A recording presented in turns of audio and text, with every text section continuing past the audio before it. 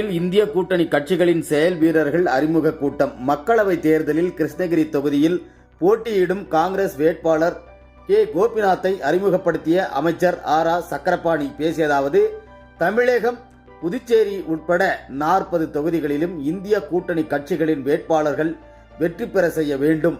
2019ஆம் ஆண்டில் நடைபெற்ற மக்களவை தேர்தலில் 1,73,000 வாக்குகள் வித்தியாசத்தில் செல்லக்குமார் கிருஷ்ணகிரி தொகுதியில் வெற்றி பெற்றார். இந்த தேர்தலில் போட்டியிடும் காங்கிரஸ் கட்சி வேட்பாளர் கே. கோபிநாத் அவர்கள் 4 லட்சம் வாக்குகள் வித்தியாசத்தில் வெற்றி பெற செய்ய வேண்டும். தமிழக அரசின் மக்கள் நல்ல திட்டங்களை பொதுமக்களிடம் எடுத்து கூறி வாக்குகள் சேகரிக்க வேண்டும். காங்கிரஸ் கட்சி முன்னாள் தலைவர் ராகுல் காந்தி வெளியிட்டுள்ள தேர்தல் வாக்குறுதிகளை மக்களுக்கு தெரிவிக்க வேண்டும் என்றார்.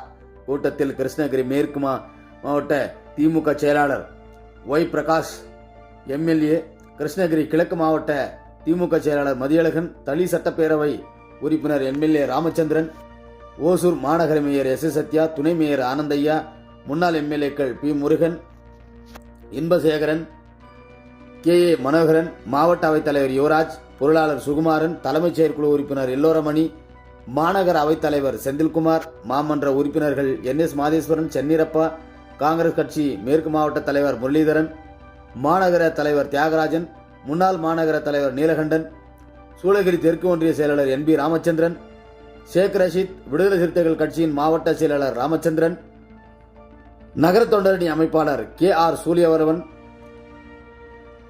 தளி சட்டமன்ற மாவட்ட செயலாளர் விடுதலை சிறுத்தைகள் கட்சியின் செல்வம், கே. ஆர். சூரியவளவன், சென்னப்பன், சீமராஜா, சுரேஷ், உலகம் முன்னாள் கவுன்சிலர் சாலம்மா, சித்ராஜ், தமிழக வாழ்வுரிமை கட்சி பெருமாள் மற்றும் கூட்டணி கட்சி நிர்வாகிகள் பலர் கலந்து கொண்டார்கள்.